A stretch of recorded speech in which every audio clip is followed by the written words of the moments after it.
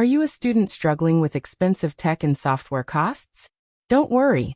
In this video, we'll share the smartest ways to save money on essential gadgets and software, so you can focus on studying without breaking the bank.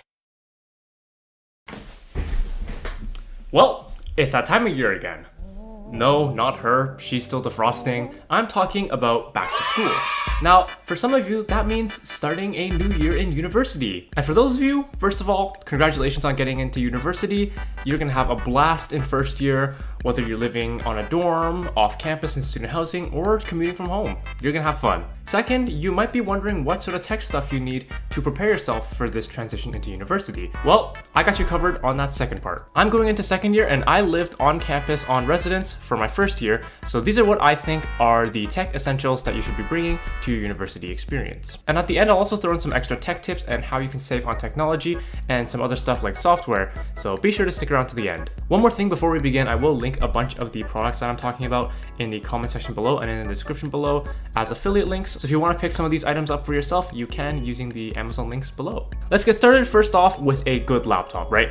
I think this is the single most important device you can bring to university. Obviously, like no matter what program you're in, you're gonna need a laptop. You're gonna need it to like look at your grades and stuff, type essays and lab reports. No matter what you're doing, you're gonna need a good laptop. Ideally something thin and light with a good battery and a nice comfortable keyboard and trackpad. And of course, the type of computer you're gonna need is gonna depend on what you're studying. So if you do need help with that decision, I made a video about whether you should pick a Mac or a PC for your university experience.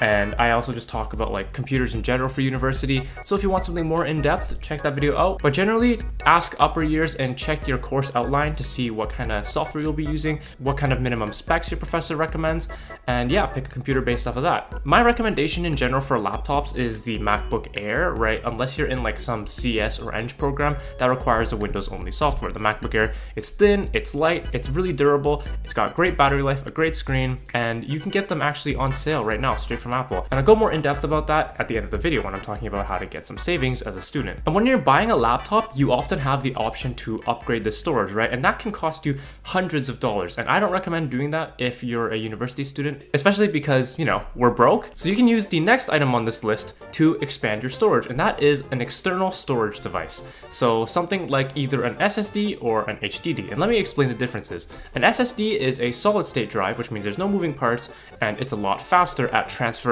and just moving data. So if you want to edit videos off of the external device, then an SSD would be better because you're going to be taking advantage of that faster speed, right? An HDD is a mechanical hard drive. It's an actual spinning disk that reads and writes data magnetically. So it can be a lot slower than a solid state drive. So you might be asking, well, why would anyone pick a HDD, a hard disk drive? It's much slower, right? Well, HDDs are a lot cheaper. You can get a 1 terabyte HDD for a lot cheaper than a 1 terabyte SSD, for example. And also, let's say your HDD fails, it's easier to recover data from an HDD than data from an SSD. Me personally, I use a combination of both to use as data storage, right? I have my most important data that I need to be readily available on my MacBook. Then I have some other files on my SSD. It's a 2 terabyte Samsung T7 Shield, and I back all of that up using a mechanical 5 terabyte HDD. And I picked an HDD because one, it's a lot cheaper to get a 5 terabyte HDD, and two, I don't really care about speed. It's just doing backups in the background, so I don't need it to be super fast. I don't need it to be writing data super fast. So an HDD is perfect for backups. Speaking of which, always back up your data. I've heard so many horror stories about PhD students, for example, losing their research because they lost their USB thumb drive that they were keeping everything on. So always back up your data, especially in university. You're gonna have lots of assignments and important coursework that you do not wanna lose. Whether you're backing it up by making copies to an external hard drive or using like iCloud or Google Drive, either way, just back up your data. Next up on this list, tablet. Now, I wouldn't say this is an actual essential, like you don't need a tablet, but I think for those of you considering it, I do think it is a worthy investment, right? Having a tablet makes it so you don't have to buy any extra notebooks or print out any worksheets, right? You can just do all the practice problems and stuff right on your tablet. And it's just a lot more convenient to take notes on a tablet, for me at least, and also just use it to look at my textbooks and stuff. I find having the iPad and the Apple Pencil was a worthy investment. And I actually have a keyboard on it as well, the Apple Magic Keyboard, and this makes it almost like a computer. Not quite at a computer level just yet, but it can do a lot of the same things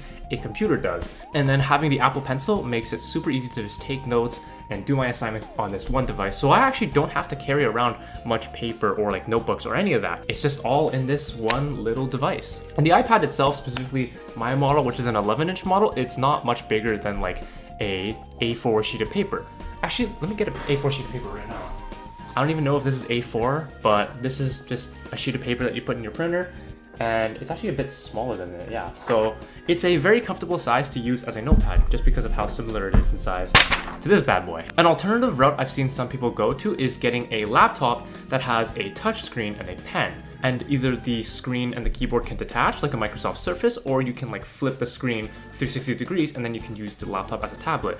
That I think is the kind of best of both worlds, because you get all of the full features of a laptop while also having the advantage of being able to take your notes on the computer, and then you don't have to carry around two separate devices. Because if you get an iPad, the iPad is great at being a tablet, but not so much for being a computer. So oftentimes I see lots of people using iPads as companion devices rather than like their main device, right? A companion device to maybe like a Windows laptop, or for or for me like a MacBook Air, right? So the iPad is more of a supplementary device. But if you get another type of tablet, specifically like a Surface Pro or something, then you might be able to use it as a full computer, because the Surface Pro has full computer software. It's running full Windows 11. Next up, kind of an absolute essential I'd say, is a power strip. This is more for people who are looking to live in a dorm. You're gonna have a lot of different devices you're gonna wanna plug in, right? Like phone, laptop, alarm clock, just to name a few essentials. In my dorm, I think it came with 4 outlets, 2 of which were behind my bed and were kind of hard to reach.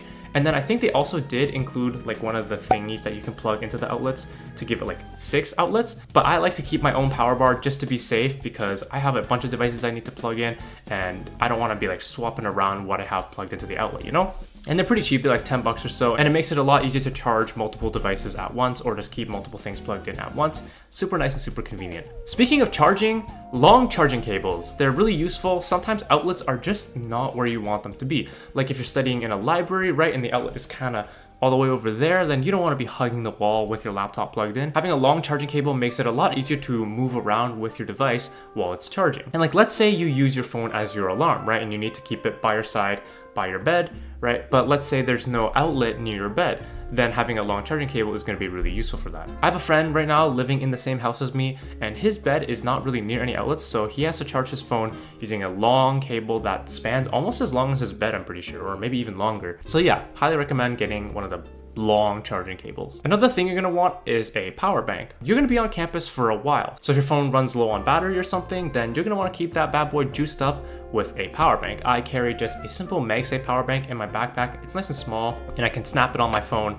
whenever my phone's running low on juice. This is especially useful for people who commute to university, because you're gonna need that phone when you're traveling and stuff. And also in general, it's nice to just be able to be on campus without having to worry about finding an outlet in case your phone dies. Finally, my last essential would be noise canceling headphones. I like using my AirPods Pro 2nd generation, but there are a bunch of other options as well, like the Skullcandy Method 360 ANC.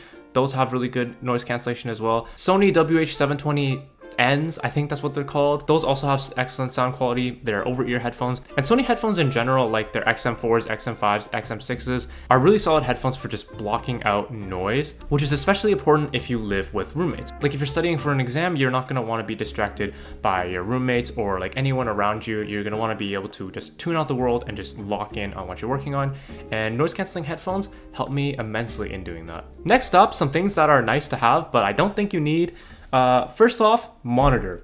Do you need a monitor? No. But my laptop screen is 13 inches and I like having like a bunch of windows open at once, multitasking. So having a monitor helps me with that. And then also a keyboard and a mouse. It also just helps with like the ergonomics. I could also just put my laptop here, but it's nice to be able to use a keyboard and a mouse instead of my laptop's keyboard and trackpad. I also like to keep my MacBook on this laptop stand, right? It just helps with like the whole ergonomics of it all. I'm not looking as down as I would be without the stand. Also a Bluetooth speaker. Now, me personally, I don't have a Bluetooth speaker, but I know people who do, and if you're just hanging out and chilling with friends in like your dorm or something, it's great for just like the vibe. Just remember, if you're gonna get a Bluetooth speaker, be respectful of your surroundings, don't play music too loud, but it's nice to just have it sitting there playing some music while all y'all are yapping or like playing games or whatever. Speaking of playing games, I actually recommend the Nintendo Switch. In first year, I played Switch games with people and it was really fun. It was a really great way to bond with people or ruin friendships if we're talking about Mario Party. Should you go out and buy a Nintendo Switch right now just for university? Probably not, but if you already have a Nintendo Switch, I'd consider bringing it to university because it's a great way to bond and meet new people. It's a low pressure excuse to hang out with people because you're sitting in the same room together, and it kind of has the same effect as like playing a board game or something, which I also recommend bringing. I guess the point I'm trying to get at is bring some sort of entertainment or something you can do with other people that you can use to bond with other people and make new friends, as long as you don't let it become too much of a distraction. Another thing I recommend are these cheap little Amazon projectors. You can find these for like around 50-60 bucks. Are they as nice as the kind they use in classrooms? Nah. But they are really good for like watching a movie with your friends or playing Nintendo Switch with your friends. I got this guy for like $40 because I had a bit of a gift card discount. But even then, I think this retails for like around 60-70 bucks. I'll put the actual listing up here. But yeah, having a projector is nice if you want to have like something on like a big screen. Like maybe if you're watching F1 with your friends, or like playing Mario Party, or just like watching anything in general, having a projector is a great way to do that without having to use a full-on TV. And it's a lot cheaper than a full-on TV too. Now, a lot of the common rooms in my university do have TVs, but it's just nice to have your own little device that you can use whenever you want. And it doesn't take up much space either. It's just this tiny little box, unlike a TV, which will be like, well, TV sized. So yeah, if you want to like watch stuff or like play games with your friends, then consider bringing a projector right there. Again, fairly cheap, fairly small, fairly portable, and it's going to be a lot bigger of a screen than your laptop screen or your phone screen. Is it the highest quality? No, but it's definitely enough for like just watching stuff, you know? So yeah, projector, really cool.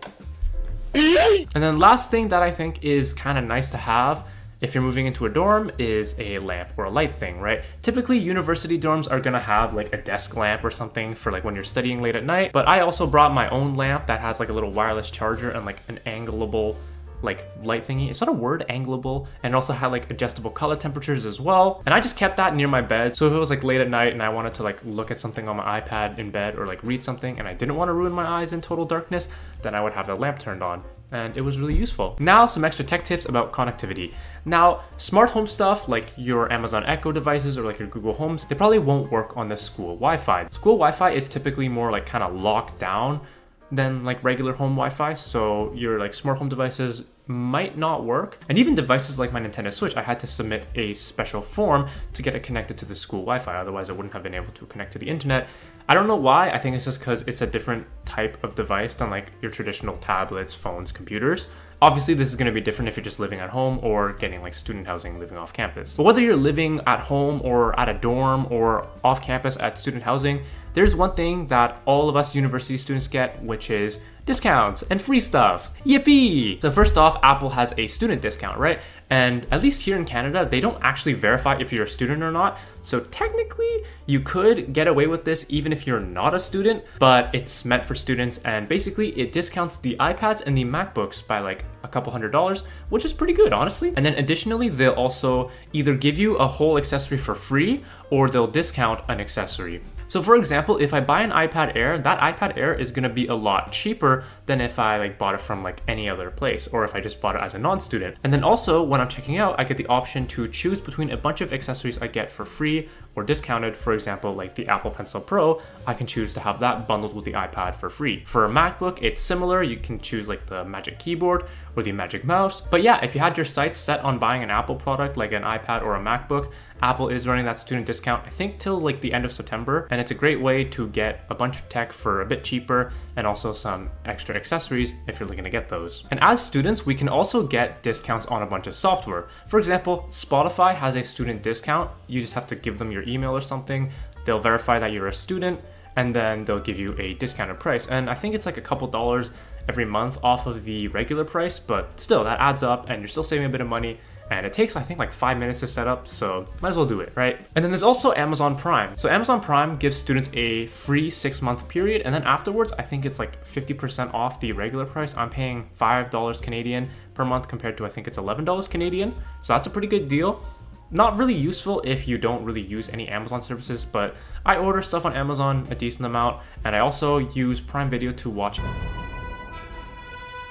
Great show, by the way. Highly recommend it. Let me know in the comments if you're watching it as well or if you're interested in it. So for me, the Amazon Prime subscription is worth it. And then lastly, free pro software. So depending on what kind of program you're taking, you might have some courses that require you to use and learn software that is traditionally paid, right? For example, at some point, I'm pretty sure I have to use Autodesk Inventor, which is a paid software for CAD computer-aided design, but I'm able to access that for free because I gave Autodesk my student email. They were able to verify that I was a student. I'm using this for learning purposes, and then I was able to install it on my computer, my PC, free of charge, just so I can get a feel for the software, learn the software. So yeah, if you have some software that you're interested in learning how to use and you're a university student, then I recommend checking out whatever software that is. Chances are they're gonna either have a student version that's given to you for free, or it's at a heavily discounted price. All right, that's pretty much it for this video. Again, a bunch of the stuff I mentioned is down below in the description and the comments if you wanna check them out on Amazon. And if you're thinking about getting a computer and you don't know if you should pick Mac or PC, I have just a video for you. I'll link it below as well, and also put it up here. And if you're debating on whether or not you should get a tablet/iPad for school, then I also have a video for that. Should be somewhere up here or up there. But yeah, thank you guys for watching. Congratulations on getting into university and good luck with your academic studies. Be awesome and stay techie. Bye. Thanks for watching. If you found these student hacks useful, make sure to hit thumbs up, drop your questions in the comments, and subscribe for more money-saving tech tips. See you in the next video.